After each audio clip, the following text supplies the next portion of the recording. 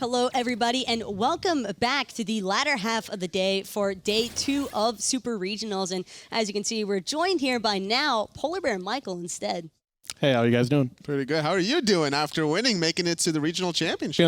Feeling pretty good. You always got to be feeling pretty good about that sort of stuff. I mean, it's an I opportunity don't really for have a better answer, sorry, but yeah, just chilling. Yeah, it's always nice. I mean, I'm sure you and Jeff share pretty mutual feelings. It's nice getting to just sit back and watch all these teams going on. Yeah. And speaking of which, I know you guys have been sitting back at home catching all the action as well, but just want to go ahead and quickly remind you guys, we do still have some pretty cool promos going on. Sennheiser giveaway. Make sure you can win a headset, digital loot pack, 800 gems, all with the promo code hi-rez. Get those gems while you can, while it's hot. And that's always a good way to look at it. And then on top of that, everybody knows that Super Regionals is really what the primary focus on Worlds. And of course, there's also a lot of SWC loot that you can also achieve for yourselves back at home. And it's 25% off during this Super Regionals for select esports content. You got anything to say, Mike? Nah, not yet. Not yet? Not yet. Nah. I thought you were going to be on your Ron Jobber, going for that Cupid skin. I gotta wait for the good moment. I gotta wait for the good moment. For the right time to come in. As you can see, it's Dr. Cupid on the left and all that good stuff. But of course, we have seen, or we just got to witness Elevate versus Obey as the first set for today. But of course, now we're heading into Team Dignitas versus Rival. And you can tell here by our bracket, we've already got our winners from yesterday's matches, E-United, Luminosity. But now it's time to see who's going to be joining Obey after the end of this set. The way the day started off between Obey and Elevate, I was really surprised that it went the distance in 5 games. But here, Team Dignitas against Rival here, this should also be an epic set. This is the one everyone expects to go 5 games no matter which way it ends up going. And then that last set was incredible. Luminosity and Space Station was incredible as well, so I hope it's more of the same. And, I mean, I know you already just lightly touched on it, but when you were watching that set of Elevate versus Obey, were you really expecting it to be that much of a challenge for Obey to close it out? Yeah, kinda, because Cherryo and his teams, whenever they run that triple tank style, they always take games really long. Last regionals, I think every game they played was over 40 minutes, well over it. So yeah, they just play for a late game. How do you think Elevate's chances are now that they're in the group play? If they're confident, definitely really, really good. I think it depends if they tilt or not. It's always very beneficial as well whenever you get to actually go all 5 games. For anybody at home who's just now tuning in, it was Obey Alliance who was finally able to topple Elevate in that best-of-5 series, coming out with a 3-2 victory. Of course, they're always really excited about that. They're already qualified through to Worlds, and we'll just be seeing them play again on Sunday for seeding at that Worlds event. And now, like I mentioned, we are heading into the latter portion of the day, which is going to be Dignitas versus Team Rival. And this is probably one of those matchups that I think most everybody has been waiting for in the arena. This is the Summer Valencia Championship rematch here between these two teams, where it was Dignitas winning the first 2 and then Rival winning the next 2. Even with Aries solo lane here, really bringing out the jank in that set. And I'm expecting if something's crazy is about to happen, it would be more from a Rival than Dignitas. Yeah, I feel like the other insane thing about this matchup is that if someone tuned in and hadn't watched in a while, you're like, oh, this is the finals already on a Thursday. And these two teams are just so insane. I'm sure they know each other incredibly well. What I'm really looking for is a mini LAN meta sort of thing to develop. I think each of these teams have big god pools. They can do every sort of strategy. So I think it'll be really interesting once we get to game 3, 4, maybe 5. And then just seeing every other team's different playstyle of what they're bringing to the LAN. When the way Trifecta brought out their strategies against you guys, running this Aphrodite, Geb, Ymir combination that not necessarily the meta of all the teams, but something unique to their own playstyle. And speaking of unique, I mean, this guy right here is pretty much the embodiment of it. Deathwalker, he's really been making waves in the scene this season, and it's primarily because of the fact that you just never really know what he's going to pick. It's a different Deathwalker of yesteryear in Season 3 when they were under that Cyclone GG banner, now shifting over to Team Rival. Him and the rest of his teammates sticking together for so long, very confident in the whole squad, switching out Hazer once he left for Obey Alliance, now bringing Alpha Jackal, that coach position in the backline as Deathwalker, giving that death stare, something that he's always been known to do. He just absolutely loves making those faces at the camera and just doing every sort of oddity that you can imagine. But I think it's always great whenever the players get a chance to show a little bit of their personality, because he's very much the same guy, both in-game and out of game, where a little bit of trolliness, but always very serious about getting the W's. And that's what's so cool about like him is like what a aloof player he really is to his team, just allowing everybody to relax. Yeah, that's what I really like about Rivals. They're all really calm. They're just like hanging out, watching the games, but they're also taking it extremely seriously. They're studying every matchup. They have notes. They're writing down picks and bans, like prepping whatever. So I think they have a definite strategy for this set. And Mike, you're watching it from like the support perspective, and we've all gotten a chance to see a lot out of Kalis. Do you think that we can probably embrace the same sort of Fafnir meta gameplay that we see from Rival all the time? Possibly. The thing I think is really interesting about Kalis specifically is that he really plays off of his jungler well, and if Ice has a good game, I think he can be a really dominant player, so I think it'll depend how that side of the map goes, and if they get to mid-game, I think Kalis can do work. Well, I'm always very curious whenever it comes to the public perspective about Kalis, but more importantly, I want to hear a little bit more about himself from him directly. I expect to win just like any other team, but you know, what happens happens. Everyone's always gonna say that, you know, we expect to win, so what happens happens. In the beginning of the split, we tend to try all kinds of stuff and then like have like a tryout phase, but then that phase lasts for way too long, and then like half a week before we're supposed to be playing, we're just, what are we doing?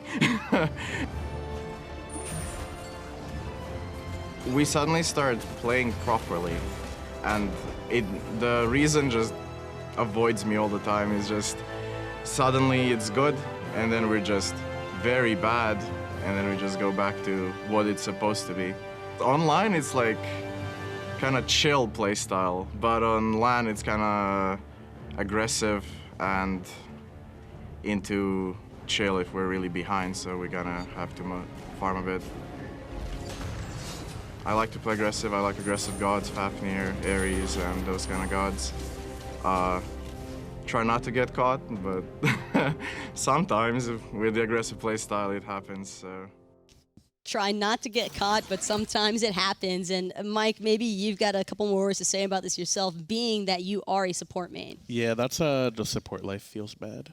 Sometimes you just got to get really out there. Right? You just got to get in there. I mean, I don't know. If your team doesn't back you up, you just yell at them, maybe kick them, just do whatever you got to do. But you got to get in there. Yeah, but when you're thinking about a team that's going to be backing you up, I mean, Dignitas is probably a primary example for that. Every single member of Dig just really seems to be on the same page as the others. It just seems that they've not been stopped here since Season 4, since they became that Variety's new team. And in the Summer Championships, the way that they've been able to truly dominate, not just the LAN portion, but doing so successful in the online as well. Yeah, I think the interesting thing about Dig is kind of what everyone said about Energy or Epsilon back in Season 2 and Season 3, which is you have to expect them to hit literally every ability, every single fight, and it makes your margin of error so small you cannot mess up versus them or they'll just destroy you. So where's the weaknesses then out of Dignitas? Do they even have any? I think it has to be in picks and bans. I think they're a somewhat predictable team because they're more of a meta playstyle. If you can find a way to identify their strategy early on if you're a rival and then exploit their picks and bans, that's how you can probably take some games. So when you're talking about looking for more of a meta playstyle and just trying to catch them off guard with something, I mean, we talked a lot about Deathwalker and how he's so unique. How do you think that his opposition, Variety, is best suited to combat that? I think for Variety, just doing what he does best, being a lane bully, would probably be best. Is playing very aggressive with his partner Cuvo over there and trying to get get Deathwalker, behind.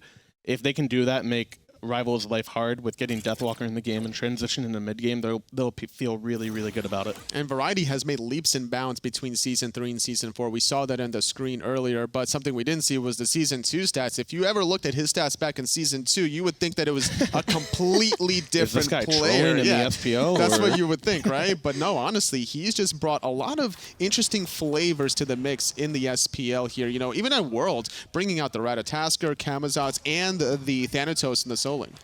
Yeah, what I like most about Variety is watching him. He's always extremely confident no matter what his picks are, no matter like how far behind or ahead he is. He always kind of plays the same. He seems like he talks a lot. Obviously, I couldn't know, but he just seems like he's always ready to make plays. I think that's the best part about it all, though, because this meta in particular for Season 4 has really seemed to be dominated primarily out of that solo jungle synergy, and you guys are an excellent example for that because Scream and Benji have done wonders as far as getting that stuff online, and now for Variety, working alongside a Cuvo and with the success that they've had, how do you think that impacts their mentality coming into this set? It should definitely make them feel really confident. If I'm Dig, I'm looking at that 2v2 matchup specifically between Cuvo and Variety versus Ice and Deathwalker. I think if they can dominate that matchup, they can dominate the set, especially because if Deathwalker or Ice try to pull out these like janky picks, then if you can exploit those and get them behind early, you maybe see Rival feel a little less confident, I guess, in their strategies. It's all about the elementals also, being such short cooldown, trying to control that. And if you can deny the speed buff out of either of those junglers, you should at least not... Baby Rage and want to reset the game. Maybe tilt a little bit, not necessarily want to do all of that stuff, but definitely get into the heads and mindsets. Got to hit him with the Pern reset. Yeah, can we sometimes. get a reset on this game? My speed is gone. If I could just get that. Well, hopefully we won't be seeing any resets in this game right here because it's game number 1, picks and bans, Rival versus Dignitas. And now's finally the chance to see how these two Titans from EU are really going to battle it out. This is where the homework has trying to shine here. Alpha Jackal in the background of Team Rival. Chronos, that first ban, not surprised considering Zeros really likes his mage ADCs in the mid lane.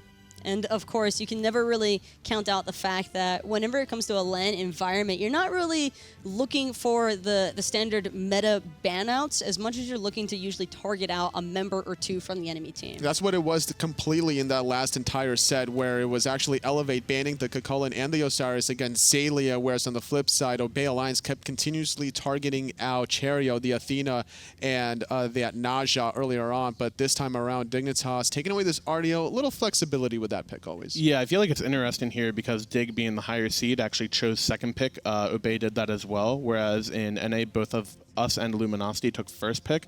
And that's interesting to see them ban Artio. That was something that Elevate prioritized very highly from the first side, so I don't know if Rival and Elevate scrimmed a lot and if they have kind of a similar pick ban thing. Is it more of an idea of wanting to become maybe Chaos side more than the Order?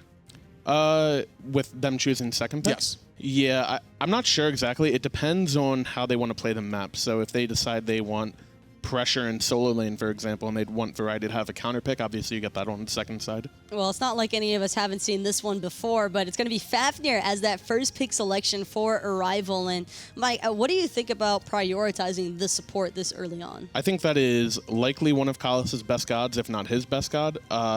They do give up Hoi here, which is obviously a very strong ADC, and then Rat. So this tells me that Dig wants to play very aggressive early and that Rival's going for more of like a mid-game thing with the Fafnir. And the Fafnir could also set up Rival in a spot where they can run a mage ADC in the mid lane potentially with a physical hunter in that dual lane and then really get some objective control. Well, Fafnir is really flexible in general because his Coerce allows you to also run double hunter should they choose to do that. So they have a lot of flexibility, and then obviously Deathwalker and Osiris main. And that was actually what I was just about to ask you. With the selection of Fafnir this early, do you think that there's a possibility that Rival just tries to 3-man stack those Guardian, Warrior, heavy gods for the front line and then look for that double ADC composition? Yeah, it's definitely possible. With an Osiris, maybe not so much. I don't know what magical jungler they would run, maybe if they put a Guardian jungle, but normally you would see a Guardian solo to try to do that.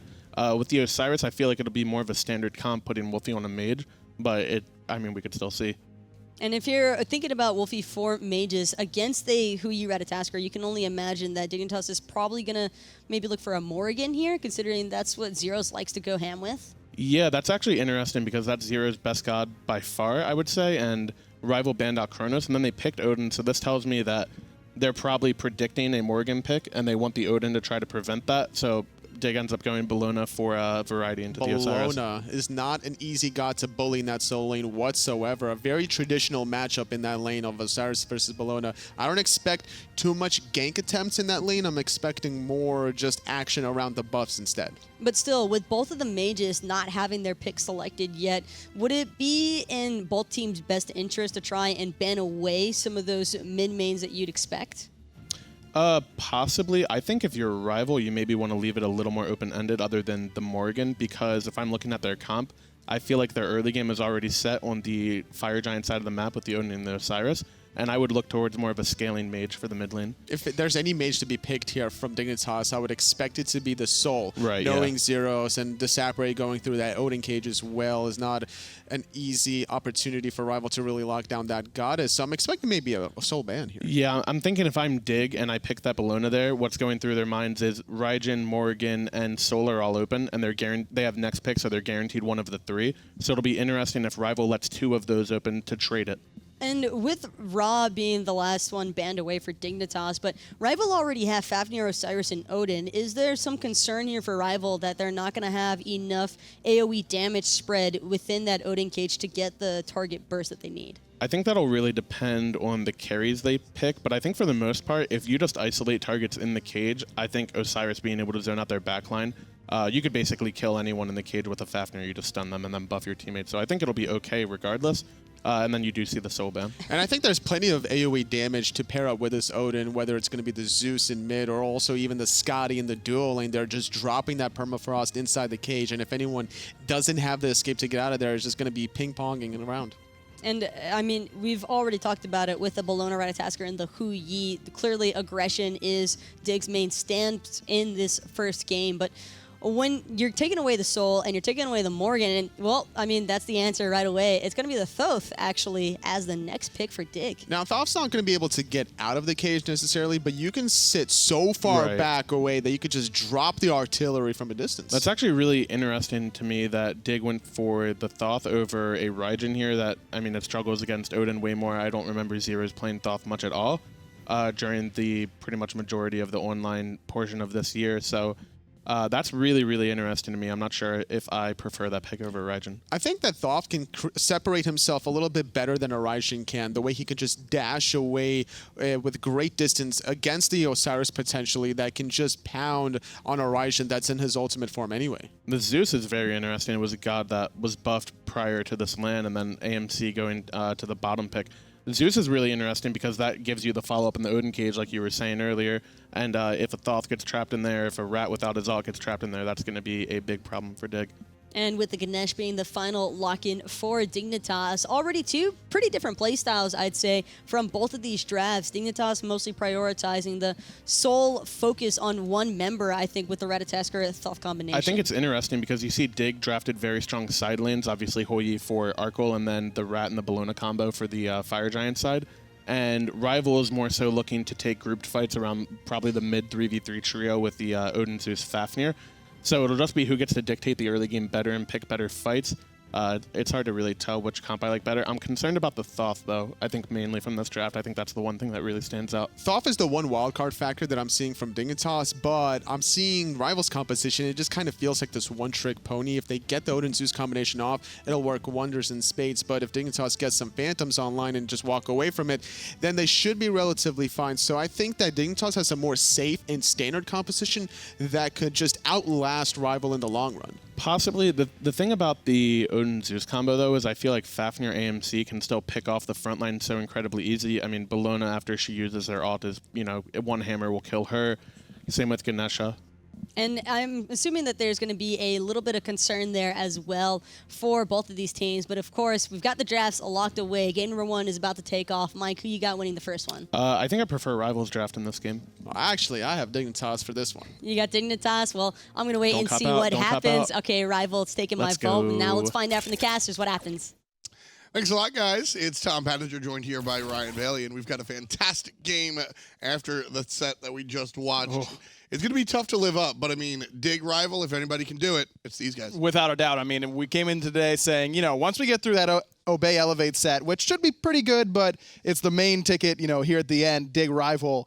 Well, if it can do even half of what Obey Elevate gave us, then it's going to be one of the best days of Smite in recent memory. Yeah, I mean, when you looked at what happened there with Elevate and Obey, it was interesting. It was a nice set that was pretty close. And then Game 5, I mean, they just no more granny shifting. They threw it right into extra gear. Classic Game 5, man. Game 5s never seem to be close in Smite for whatever reason. I mean, the first 4 games so tough. I mean, in that set in particular, Game 4 was heavily in Obey's favor, and then in Game 5 it was just more of the same. same. I really just think that Hazer and the rest of the Obey guys figured out what Elevate wanted to do picks and bans wise, and Elevate wasn't able to adjust. Which is interesting. I'm glad that you brought that up, because as we come into Dig Rival, I was speaking to both sides, and Rival says, Rival was like, look, we've seen what Dignitas does, and we're looking to sort of like work around that. And Rival is the team with the wide god pools. So we're seeing nothing too spicy right here. I think Odin and Zeus are a little bit you're venturing outside of the same gods that we see time and time again. Sure. Are they going to work?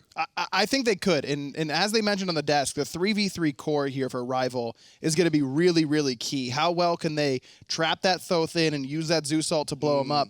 That is just a classic call-out, basically. 2 zeros as God pool. Banning away the Soul, banning away the Chronos, and then saying, yo, Raijin's a perfect pick here. Get out of Odin Cage, get that mid-pressure that synergizes great with the Ratatoskr. Raijin's perfect. Are they going to pick it? And they don't. They go for the Thoth, which is a little bit more of a comfort pick for zeros, but certainly did not fit the draft as well as the Raijin would have. Intelligent picks and bans from Rival. It's just a matter of if it's going to end up working out in the end. When we talk, when you talk about the identity of these teams, though, Rival is the squad that's going to come with intelligent picks and bans. And, at the end of the day, Dignitas, Biggie, they do a great job in doing that, but they can also just beat you up. I mean, Dignitas has won this split, just basically on being better than their opposition. That's their calling card. I mean, as soon as this team was formed with Variety's new team, coming out of the Challenger Cup with these 5 players, everyone was like, there's no doubt that they can beat anyone on Earth just with pure mechanics and skill. Yeah. How well can their personalities mesh? How well can they pick and ban? How well can they get along outside of the game in order to keep that cohesion going into game? Those were the questions regarding Dignitas at the beginning of the split.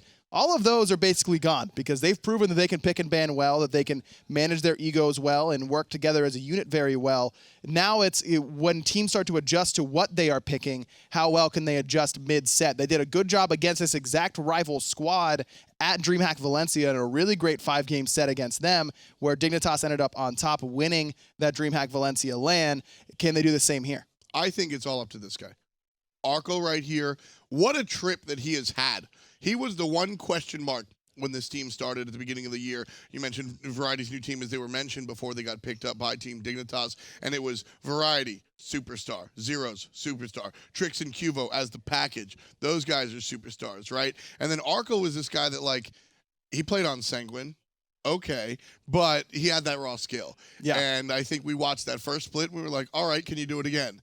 And then we watched the summer split, and we were like, all right, we're a little scared. And then this fall split, I mean, I got nothing else to say. This guy's the real deal. I think this LAN, he's going to go nuts. Arkill is one of the best hunters in the world, full stop. Yeah. There's no questions asked in my mind. I mean, you're looking at a guy who has not only played really, really well during his time with Dignitas, but even going back to that Sanguine team that really was surrounded by a lot of players who weren't quite at his level, at the top SPL level. You look at this guy's LAN stats and keep in mind that a lot of those games were with that worst roster, and his average damage per game is one of the best in the world, and that's on a bad team. This guy has been consistent throughout his whole career, and as he's matured, as he's gained that extra experience and been around this team environment that allows him to learn and play at a top level, it's formed into one of the most potent players in Smite. And I love talking to him too, talking to Arco. He's very just cool, calm, and collected. Exactly kind of how you see him on the screen.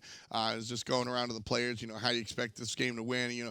Trix and Cuvo, they're all amped up. They're like, yeah, man, we're gonna do it. We're gonna do it. Zeros has his headphones on, and he's listening to this really light not techno, but electronic music, just really very light. And he's just like, I'm listening to my tunes, just very let me listen to my tunes. And so Arco, who's gonna win? And he's like, we're gonna win 3-0 really quickly. Just like that. That's exactly how he says it. Very, I don't want to say emotionless because I'm sure there's a ton of emotion there, but just very confident. I mean, clearly something's going right in France. They're breeding these ADCs who are just sick. I mean, Arkill, Jermain, these dudes are 2 of the top ADCs in the world, certainly in Europe right now. Jermain having a great showing during that last set that we saw earlier on today, and now it's Arkill's job to try and follow up, do more of the same. Yeah, it's working out pretty well for Arkill so far. And, I also spoke to the guys on Rival. What did they say? Well, I spoke to a couple of them. I spoke to Alpha Jackal, and he was pretty excited about his draft. But I also spoke to the jungler. Ice Ice Baby? Yeah, Ice Ice Baby. He had a lot to say, actually. What did he say to you, Tom? So I said, how are you guys going to win? Are you guys going to do well? And he goes, yeah, I think it's probably going to be like a 3-1, maybe a 3-0. That's exactly how we said it. I will tell you, folks at home, that I talked to Ice Baby a couple times so far here at LAN, and I don't think he said That's once. exactly what it sounds like. I really, you're just literally spreading false information. No, that's exactly. I will do an interview. It's exactly what he sounds like. Please do. Yo, Ice, He's busy. He's about to play. Yeah, I guess you're right. Afterwards, if Rival win, I formally request that you interview Ice Baby. Only if they win. Only if they win. All right, only if they win. If they lose, then we'll just never. The world will never know. Well, it'll be like a Tootsie Roll. We'll just never know. Yes, that is a reference. Either way, Dignitas and Rival, they got to figure out how to beat each other. And like I was talking about earlier, Rival seems to think they have this one all figured out. Dignitas think that there's not much to figure out. They're just going to come with the same old stuff. Well, talking to the players around the venue, and a lot of them are favoring Dignitas, and in some in pretty dominant fashion, 3-0, 3-1.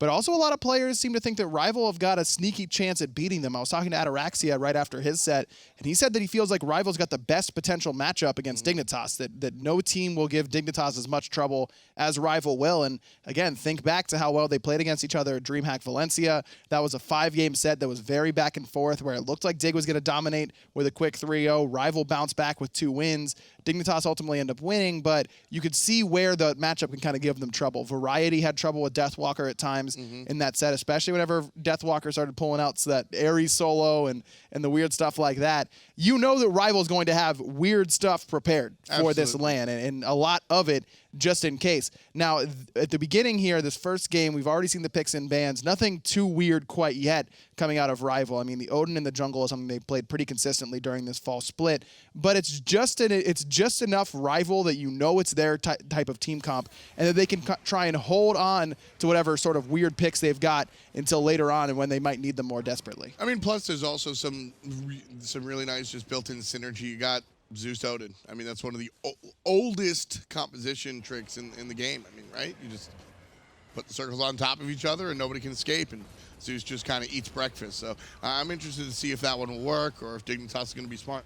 I think that it has potential for sure, and as I mentioned, as they mentioned on the desk, the side lanes are going to be a little bit stronger for Dignitas. The mid 3v3 is going to favor Rival, and it's just a matter of if Rival can force Dignitas to fight them fight Dignitas where they want to. Can they force you to fight? Watch this.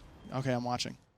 It's a nice play. That's nuts. Vote is one of those guys that it doesn't get talked about as much with Rival, but when you look at his LAN stats, they're actually really, really impressive. His deaths per game is the lowest in all of Europe, tied with Adapting. And Adapting stats are so good that I literally just ignore them most of the time because they throw off the entire curve. He's like the guy in your class that gets 120% on the test and ruins the curve for everybody else. That's all of Adapting stats. It's really annoying, to be honest with you. The rest of his squad, too. Yeah, all of Energy are that way, but Adapting in particular, Vote is the only guy who's close to Adapting. In fact, even in deaths per game, Vote is historically a guy we talk about, being too aggressive, pushing up too far, trying to make the hero plays. But the stats say that at LAN, that's really not the case. He plays very safe and does quite a bit of damage, too. His damage numbers aren't low for how low his deaths are. Yeah, I mean, he's very, very strong. And his team can understand him, and that's all that matters, I guess, because he comes through and he's able to just sort of pilot whatever the hell he wants. I mean, you give him he's got a really large god pool, and he's able to really do whatever he wants. I like to see the Ullr come out, and Ullr's been kind of popular this weekend, so we might be able to see some of that. Yeah, his Kernanos is really strong as well. Definitely has enough of a god pool in the hunter role that you're not worried about what he's going to be playing there. He can play a multitude of different styles, but at the end of the day, Hunter is kind of all the same when you reach 45 minutes. I'm holding left click and I'm killing you, and Vote does that really well. Right there, Kivo Fred getting the easy one. And Kivo Fred has been a very popular player this split. A lot of talk about, Adapting's been the best jungler for so long. Andy sort of was his only competition and sort of left. And now Kivo Fred has snuck up there questions if Fred is the best jungler in the world have absolutely been the hot topic. I mean, if you just watch the online portion of the fall split, I think Cuvo was the best jungler in the world.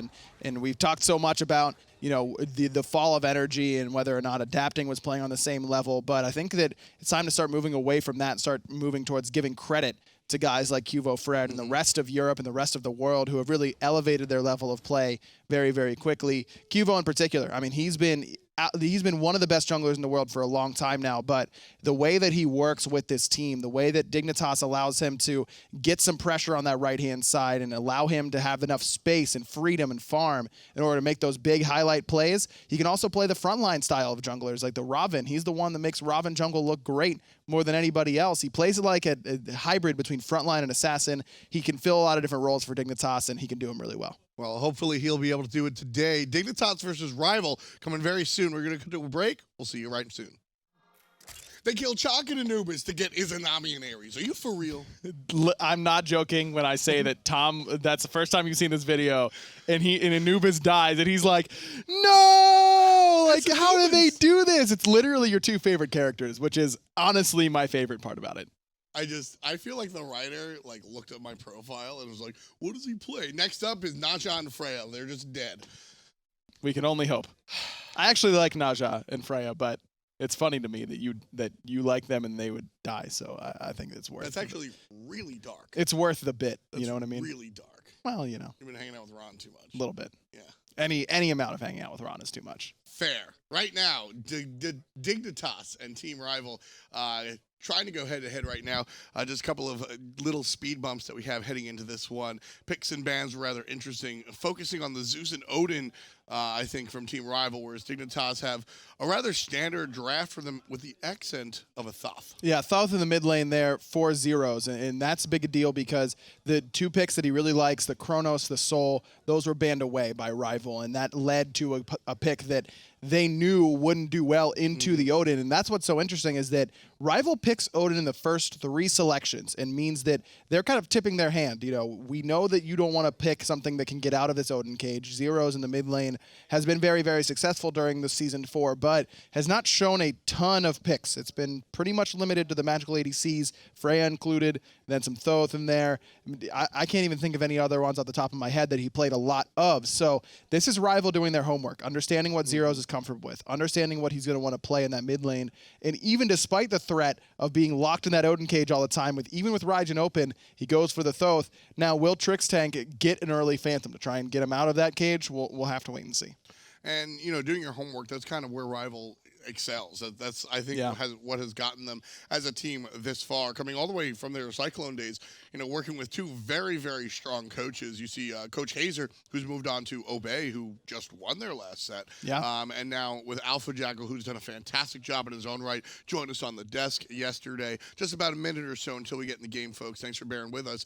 I think it's going to be a really fantastic set coming up. So, you know, I'm just excited. And I talked to Deathwalker the other day, right before the LAN started, about, you know, how would you describe your team's play style? And he described Team Rival as a very numbers-oriented team. A lot of teams, you know, Dignitas in my mind, one of them, just say, give me this god and I kill, and I'm just going to go and deal enough damage. You know, I'm going to make sure that I know the right builds and the reason why they're good. You know, I'm not saying that they just copy-paste what other players are doing, but it's just as simple as we're going to outplay you. Rival is one of the teams that will outthink you, will try to work their strategies around how the map plays and how you play the map in particular. So it's not just Rival playing their game, it's Rival playing their game while you're trying to play your game and how those two are going to interact. And so it's no surprise to me that Alpha Jackal, you know, before this set is talking about, you know, we're going to try and play around Dignitas and what they like to do instead of just ignoring what they like to do and going for our own sort of strategy. I mean, Dignitas come with so much power. It feels like a chainsaw versus like a Swiss Army knife, right? Sure. Where just the raw, pure power coming out from the guys on Dig, whereas when you look across the way, Rival, sometimes they do have that pure power, but instead they rely more on the adaptability and the fact that they have so many things in their arsenal, whereas I'm not calling Dignitas one-dimensional by any extension of the imagination, but in comparison to Rival, I mean, Rival just have so many tricks up their sleeve. And Dignitas isn't trying to trick anybody. There's no, you know, we might have some spice coming this LAN it's like, no, we will play our gods. We will kill you. Like, that's the way that Dignitas is in all facets. I mean, even talking to Zeros during his interview, it was, I'm talking about players and how excited they are for Worlds and, what it would mean to them to go to Worlds and play on that stage. And Zeros is very just like, he's excited, obviously, but he doesn't want to let on just how excited he is. He's like, no, Worlds will be fun, but I just want to win. Zeros is the original Bond villain. Like, Zeros would literally go play in our back alley if it meant that he got to beat you. Like, that's all he cares about is winning. It doesn't matter where, it doesn't matter when. We could call Zeros up and be like, yo, dude, your set's at 2 a.m. He'd be like, great, see you there. Like, I will destroy. Like, that's just the way it's going to be. Headphones on, hoodie up, just like ready to go. That's always been Zeros, even back in the SK days when he was playing with Reels and everybody. Just like, hey, man, fine. You want me to play in the jungle? I'm playing Vulcan. I'm playing Janus, and we're still going to win. Yep. Zeros just does Zeros, and I think that's a big reason as to why Team Dignitas has been so successful. It's Variety's new team, of course, but I think Zeros is a very, very big part of that squad, not just on the battlefield, but also up here and in the comms. The dude's a genius when it comes to Smite. I mean, we're just talking about the numbers and all the things that Rival go through, but Zeros does that for Dignitas all by himself in a lot of ways. This is a guy who is not, he's not confined to any sort of meta. Remember, at the beginning of Season 4, everyone thought Soul was left in the garbage after losing the Fatalis effect on Disapparate. Zero's one of the first guys to bring her out and be like, no, I'm destroying people with this god, and all of a sudden Soul's really good in the mid lane, in large part because of how Zeros can play her. He's playing Freya in the mid lane. Kronos is the same way. Everyone thought Kronos was toast, and he's playing Kronos in the mid lane. Even think back to the Season 2, Season 3 days, Zeros is playing Thanatos middle with tank boots right off the bat because he can rotate around the map and abuse that early pressure that Thanatos can give you. He can absolutely do it all in that mid lane and have a lot of success doing it. Right now, we're going to head into game. Game number 1 is a best-of-5 series here, and the victor will head to HRX. The loser will head down into the group stages. But right now, Rival and Dig, let's bring us the business. Wolfie on the Z-Man here, and then his support, Fafnir. Collis has played the Fafnir. This is an official stat. 700 times this split. Is that official? Yes. Oh, okay. That wouldn't surprise me. I mean, he loves this god. He has a lot of success on it. And you know what the worst part about this start for me, though, is that I spent all this time talking about Zeros and how smart he is and how he's coming up with great stuff. And then my man buys 2 items and sells them to put the Warlock Sash start in the 3rd item slot just to tilt me right off the bat. I love it. I like that's, again, Zeros just being Zeros, doing things just a little bit differently. Arco used the purification beads there off the stun from Kalas for really no reason at all to get a little bit of extra poke on Devote and Kalas, a little bit too excited potentially in that duo lane. No reason to use your relic there. Now that means that another hammer stun onto him could mean big damage. Tricks right now taking big damage. A couple more basics is going to do it. Strong body blocks coming out from Arkle is going to really prevent his Ganesh from falling to the wayside this early on. Potions will tick.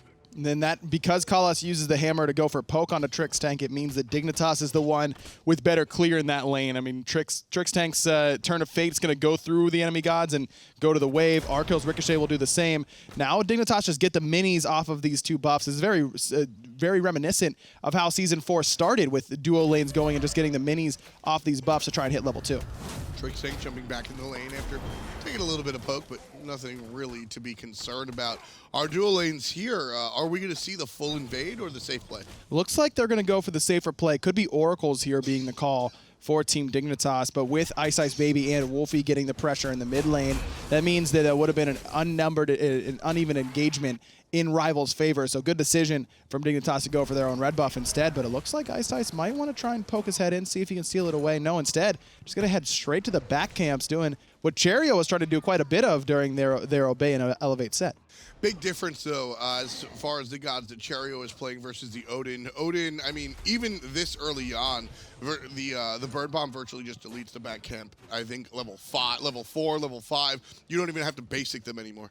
Ice just kind of lurking. I don't know if Dignitas know he's here trying to steal away this purple buff, and he's going to do so successfully. Nice jump over by Arco to make sure that he didn't get poked out. But a sneaky Odin in the enemy jungle ends up paying off a little bit for Rival. That's one of the nice things that Odin does have at his disposal early on, is the fact that he is basically a hog. Him and Bakasura can really just like, that's mine.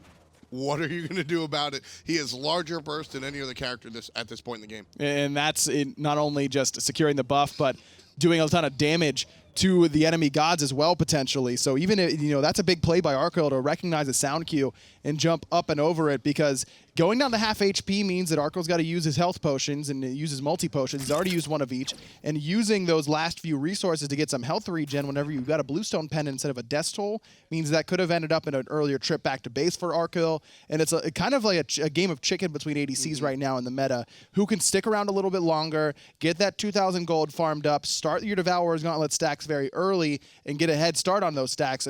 Otherwise, you have to back earlier, get your boots finished, and then you're really delayed in how far you're stacking. And that's going to dictate pretty much the entirety of that lane. Brief pause as we're waiting for Team Dignitas, and talking about those stacks, it's the ripple effect where one affects the next, and that lane just becomes really, really difficult to deal with. Thank you. Very quick, and we're back at it. Team Rival Dignitas game number 1. Vote and Collis, Arkel and Trix. Very active dueling so far. So we've seen a lot of action, like you just mentioned, on the left side of the map for Rival, and in the mid lane with Ice Baby sealing away back, sealing away purple. But what that means is that on the right side, Deathwalker is at an inherent disadvantage because Fred started there with Variety. It was Dignitas who got the Fire Elementals. It's Dignitas who have controlled that right-hand side, buffs as well. So now you're looking at, can Deathwalker stay even with Variety in this lane? Now, Variety's got a little bit more XP per minute right now, but that will start to normalize fairly soon. Well, Collis behind enemy lines. Going to be doubled up on here. Nice little stop. And the sun's coming down, but a jump away, and Collis is quickly out of harm's way. Trix knew that Collis still had the jump there. It looked like a pretty free kill for Dig, considering that both their duo lane members were level 5, whereas Collis was only sitting at level 4, but the wave had not been cleared yet by Rival, and that was going to give Collis level 5. Not only that, but had the jump still available anyways. Big damage on Variety. Ice less concerned about the kill and more about the gremlins over there. A lot of experience, and Ice Baby on this Odin off to a nice start. As we said, no kills just yet, but just his ability to sort of bully the opposition away from their jungle camps has been nice. A little bit surprised that Ice Baby went for the sprint here instead of the blink. There are a couple targets that you really want to blink ult very quickly on Team Dignitas, really just Thoth being the main one. If Fred engages, you want to be able to use that cage to lock him down, because through the Cosmos, the only way for Ratatoskr to get out of that cage. And even if Variety ultimates, you want to be able to drop that cage very quickly. But a lot of times it's going to be Ice Baby who's going to be Rat ulted or Bellona ulted. So he's really relying on that to kind of put himself in a position to get initiated on, drop the cage. He may end up falling in these engagements, but as long as he gets the cage down before he falls, it'll set up Wolfie and Collis and Vote to do the rest of the damage for him. The sprint is also going to counteract some of the slows. I think most importantly, Arkel's sons. He'll be able to sprint, not just himself, but his teammates. Most importantly, looking at Wolfie, who doesn't really have a traditional escape.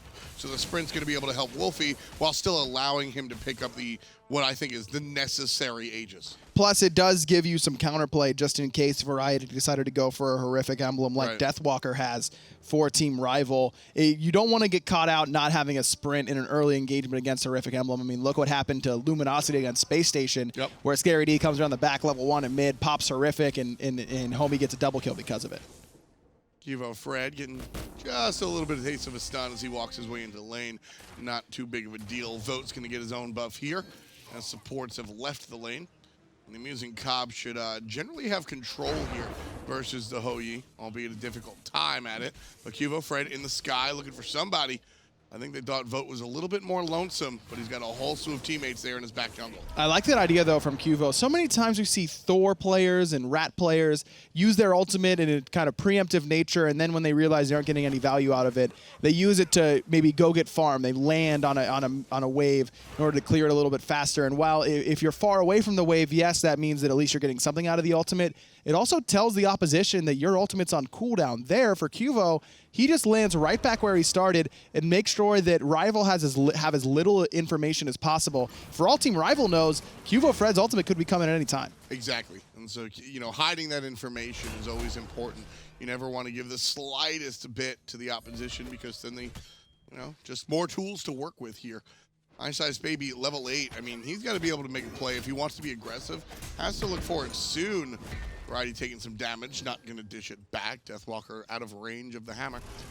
Odin's going to be doing the majority of his burst damage from right around now until about level 13 or so, whenever he's got both the lunge and the Raven Shield maxed out, the two abilities that combine to make that bird bomb so potent. And so that's why, you know, right about now is why, that's why you see that little setup from Collis. Ice Baby at 8, this is where he's looking to go. He's online, and if you look across the way, the Ratatoskr, he's got his nut online as well. So both of these junglers going to be in the position to look for a gank. Two junglers that want to fight in the early game for sure, and certainly at this time with those power items completed. But if you look at the mid lane items, it's Wolfie who's got a little bit of an advantage there. Both mid laners going for that Warlock Sash, but it's Wolfie with a pretty significant lead in stacks, more than doubling what Zeros has thus far. And those health stacks a little bit more important for Zeus in my mind anyways, because Thoth can get in and out. I mean, the cage is going to become problematic very quickly for him, yes, but outside of that Odin ring, Zeros has that evade and punish dash to get out of danger. Wolfie is just in danger as soon as he is, and the only way to get out of danger is to either die yourself or get a kill on whoever's on top of you. Turn and burn is generally what we see. 4 players deep is Team Dignitas, and still opting to play it safe. And Ryan, I think that has a lot to do with the build path that our mid-mages have chosen to go. Both mid-mages definitely want to finish off their penetration boots or their cooldown boots just to get a little bit more mobility, get a little bit more power as well. At this stage, Warlock Sash is giving you a decent chunk of power, but not as much that you'd really like to burst someone down very, very quickly. Even someone like Trix Tank is going to be able to survive a little bit longer than Wolfie would really like, at least until he can finish off those boots. Now, backing to base and getting those boots completed is a good start for him. I like this idea. You don't want to be too greedy by staying out in your lane forever. You want to back as soon as you can a lot of times in order to get vision. He's picked up a sentry ward, and this allows Rival and Wolfie in particular to be a little bit safer. Against a god like Ratatoskr who wants to gank a decent amount, you need to have good ward coverage to know when he's using that ultimate, to know when he's going to be trying to come behind you, because if Cuvafred can get the jump onto Wolfie, it's going to be hard to burn him before he gets burned himself. Yeah, and that's okay. Just the oracles. I thought we were going to see the Cold Fury, but not quite, because that's something that Team Dignitas have to be aware of, is the fact that Rival do have one. They've got the Amusing combo with the Fafnir combo, plus an Odin, a strong Odin and a Zeus. You have zone, kill, and secure on that Gold Fury. Dignitas have to be wary. But, I mean, Zeros is playing a Thoth, which can shoot that Gold Fury and steal it away from a really far distance without being close enough to get even zoned away by that cage. Ring him. Kill him. But if you're using Zeus ult in order to try and burn gold, you're not going to be able to use it there. There's going to be a bit of a give and take between that Zeus ult being used to burn the objective or try to burn Zeros. Exactly, but you know, Zeros shows his face. You're just like, well, my objective is now Zeros, not the Gold Fury, right? So I don't know. It's definitely something that should be on the players' minds. Whether or not it's the right call right this second, that's quite a different story. 30 seconds till the big guy shows his face, and still scoreless here in the early stages. This is classic Dignitas. They like to play the game nice and slow. These are veteran European players, and what do veteran European players like to do? Take it to the late game and beat you there. Look at what Obey and Elevate just had their set. I mean, how many long games did we watch there? Now, these two compositions, if it gets into the super late game, we're talking 45 minutes or so. That's going to favor Dignitas in my mind, just because Thoth is going to be doing more than the Zeus can really do, as well as Bologna's a bit better of a team fighter later on in the game than the Osiris is. But for the next 10 minutes or so, I really do favor Rival's composition. Don't be surprised to see Dignitas unwilling to take fights for the next 10 minutes or so, because this is where that composition for Rival becomes really, really potent. It's the damage from Zeus now with the penetration boots finished off. It's the damage from Odin still being very relevant. It's AMC still doing more damage than you're really ready for as a hunter at this stage of the game. And of course, Osiris is still being absolutely dominant right now. This is a great time to fight for Rival. As soon as Vote finishes off an Executioner, don't be surprised if Rival want to start trying to force some fights around that Gold Fury pit, or even trying to push down an objective like a tower. Yeah, I mean, we were saying that a while ago, and as soon as the Odin hits like level 8, level 9, that's when you kind of want Odin to start doing things. And this team as a whole, like you said, right about now, but not going for it. I like this Stone of Gaia second item for Ice Baby. Stone of Gaia is one of those premier health regen items, has been since the beginning of Smite. But remember that its passive got changed not long ago. Now it gives you damage reduction after you get knocked up, and there are plenty of knockups for which Dignitas can really burn Ice Baby off of. Cubo Fred's ultimate and that remove obstacles by Ganesh, that dash that stuns and knocks up, both those will proc that Stone of Gaia passive and make sure that Ice Baby is even harder to bring down than normal.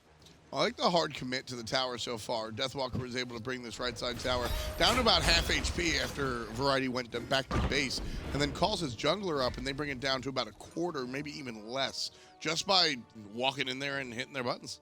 Cuvo going for an Ankile right after finishing off that Acorn. I don't know if I really like it in this particular matchup. I mean, Zeus is going to be doing damage from a little bit farther away than most mages will be, even if you can hit that Chain Lightning and proc that Ankile from a distance, the silence aura that goes out around you isn't really going to impact him. Now, if Cuvo can put himself in positions where Wolfie's going to be right next to him, then it's excellent. Even making Wolfie wait another half a second to drop that ultimate on top of himself to try and peel via damage is going to be very impactful. So if Cuvo can force the engagements on his terms, where by rat-ulting on top of Wolfie, by coming around behind Wolfie and dashing on top of him, this Ankile passive is going to pay big dividends for him. However, if Wolfie's the one who's a little bit more proactive, if it's Kalas finding the stuns or setting up for Wolfie, then it's not going to give him a whole lot, because even that little bit of magical protection, Zeus doesn't really care about. I mean, his base damage is absolutely nuts. See, I'm on the other side. I absolutely love this, because I assume that Cuvo's just going to be diving Zeus, right? Either by way of the ultimate or the dash.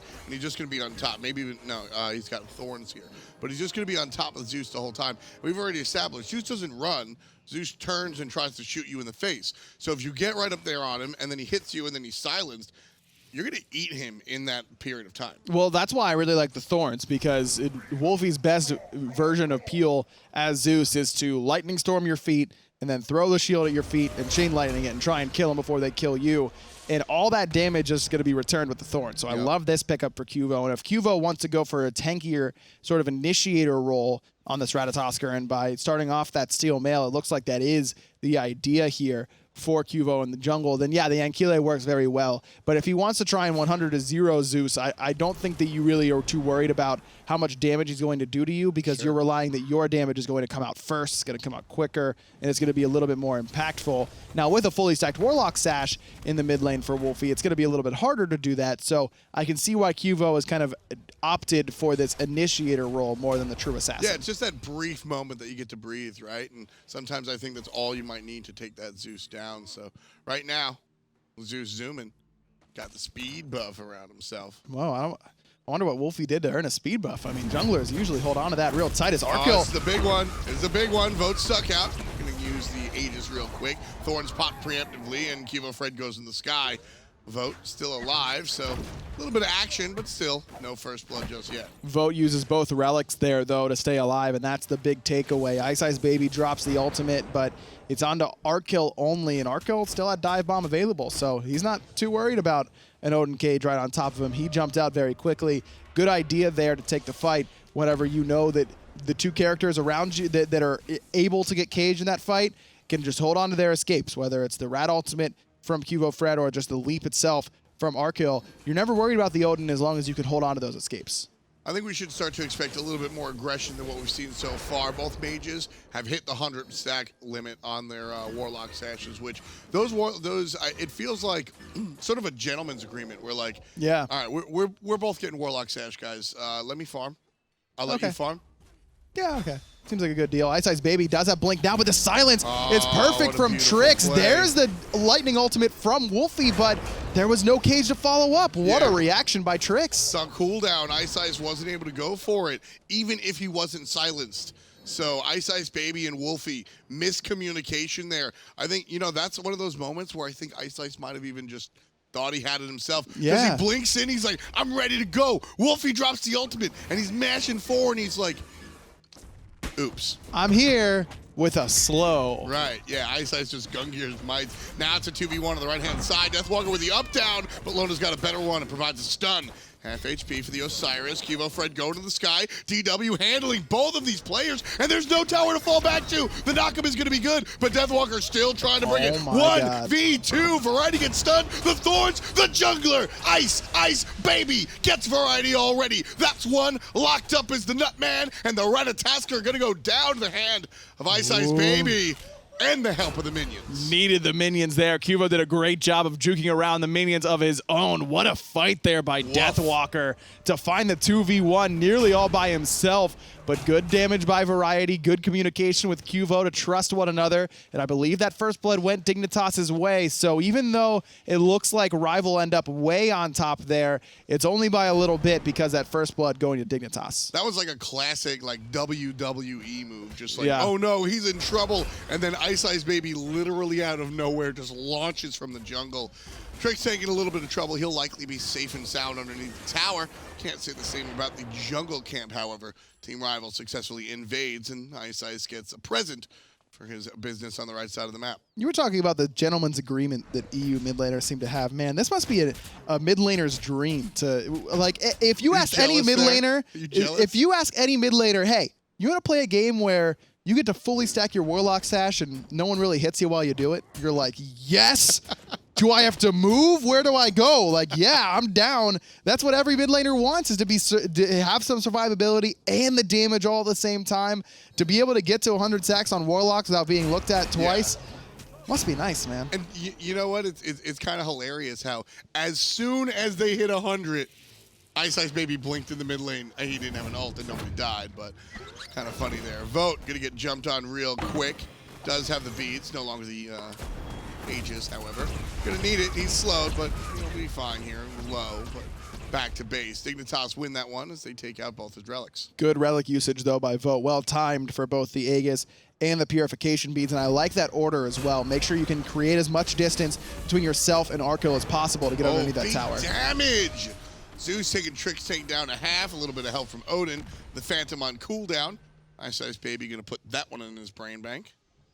That's a good cooldown, good cooldown to bait out when you got an Odin on your team. Getting that Phantom down is absolutely critical. Now, as soon as Trick's tank gets his dash forced, like he did right there, all of a sudden that fight turns really heavily in Rival's favor. And take a look at the relics that Rival has picked up. A couple upgrades already, quite a few actually. Deathwalker has upgraded both his shell and his horrific emblem. Ice Baby's upgraded his sprint. The shell and the frenzy there for Kalas upgraded as well. So extra penetration and extra damage for extra attack speed, I should say, for everybody on Rival once Kalas used that offensive relic. Yeah, that frenzy's a really big deal, especially with this composition. It's going to extend Odin's life just a little bit longer. By life, I mean ability to kill stuff. Vote and friends. Surprise Gold Fury. Ice Baby's kind of zoning there, but I think Team Dig just didn't really know too much about it until Arkle showed up, and it was basically too late. This is very Dignitas-like, how Rival have played this game. It feels very much the methodical, you know, we will stand here and you will either fight us or give up Gold Fury, and you don't really have a choice about it. It's always well-timed, too. Zeros was completely out of mana there in the mid lane. That's not a fight that Dignitas are able to take. Right now, Rat goes in the sky as Wolfie and friends pull out the Portal Demon. Deathwalker zoning. Rat trying to decide offense or defense. Goes to the latter.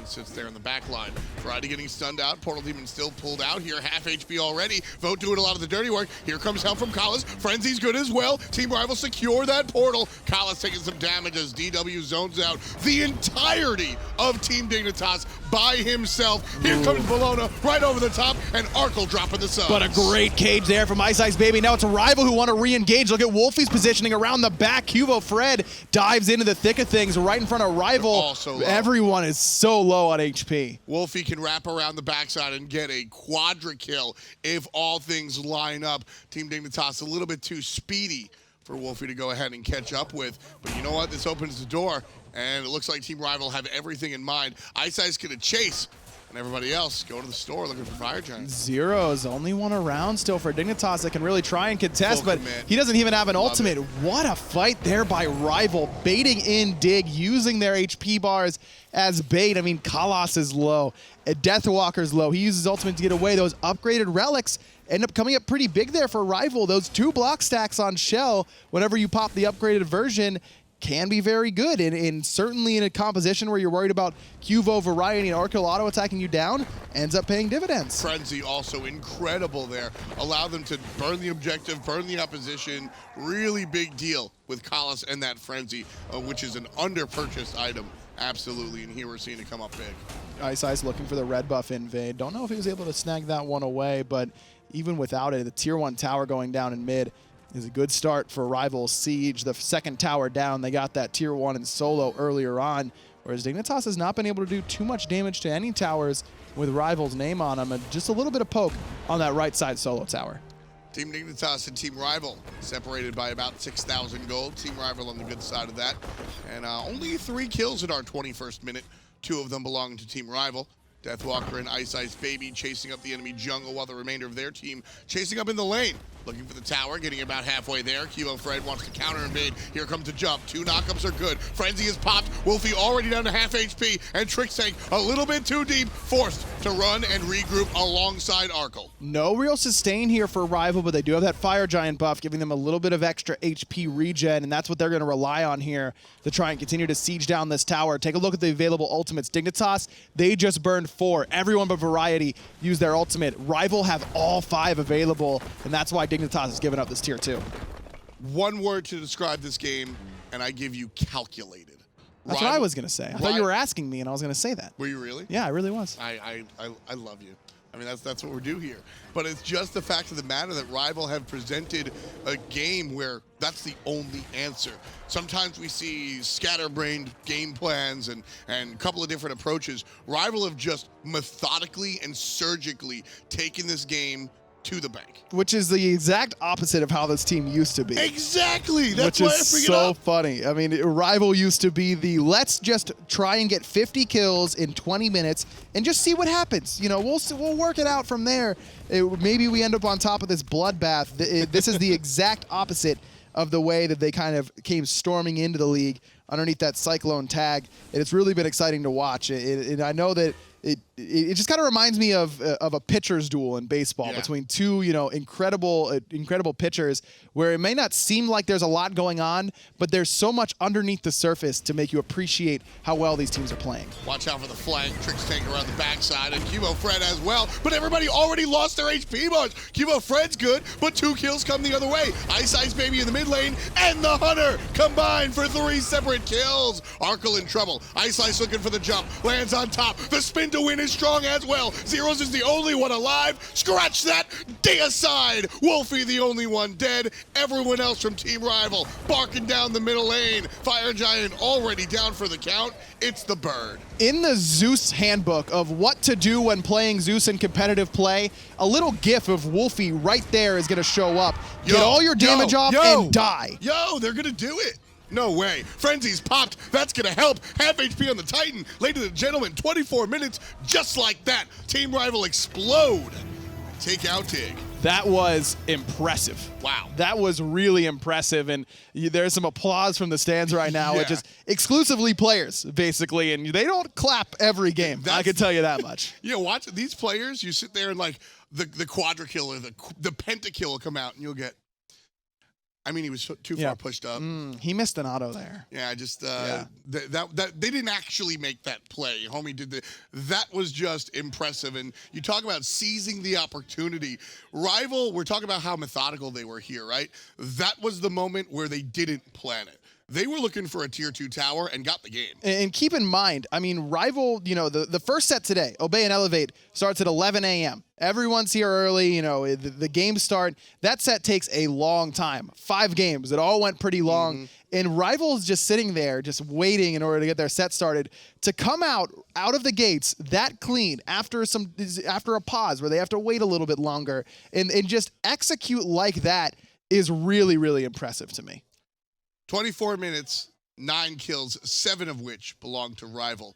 Clean, clear, and under control. Team Rival take game number 1. Let's break it down.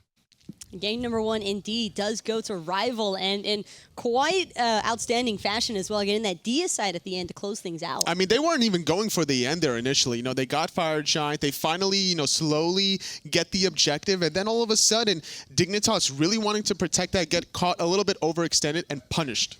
Yeah, I thought Rival's comp was great there, and part of it was the objective control. We saw a Portal Demon fight where Rival secured it, and then Dig fought them right after. They lost the fight, they lost fire.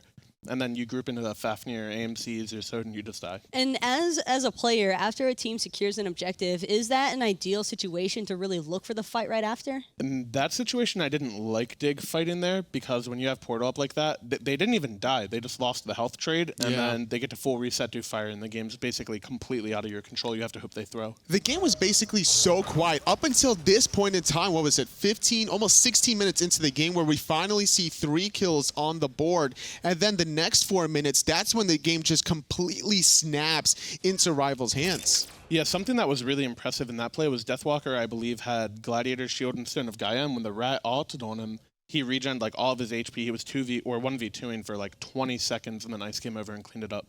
And that's probably one of the best things that you would want to be looking for, especially if you're going to have that kind of Odin jungle risk pick, because Odin does feel more like one of those gods where it's very hit or miss. It's very difficult to gank an Osiris. That's why Deathwalker was just kind of chilling in the soul, and you build up your passive stacks. You have so much damage mitigation. You get the tether off to reduce some of the enemy's damage, and you bought enough time now for your Odin rotation. Something that I thought was interesting there was Deathwalker actually started alone 2v1. And he ended up staying even and was actually winning trades versus Variety basically the entire game. And Wolfie got to free farm and then just played objective as well. So I think Rival just executed extremely high, or at an extremely high level. Were you really expecting Wolfie to have that much leniency in the mid lane, though, where he gets the free farm? I would imagine that most teams, whenever they see a Zeus being so immobile, they'd probably want to put some more emphasis onto him. It was kind of weird because I felt like Cuvo on the Rat had a lot of opportunities to make plays throughout the early and mid game. Being a Rat into a Zeus and an AMC, 2 characters that don't have a dash or a leap, you would think that they could go for more aggressive dive plays.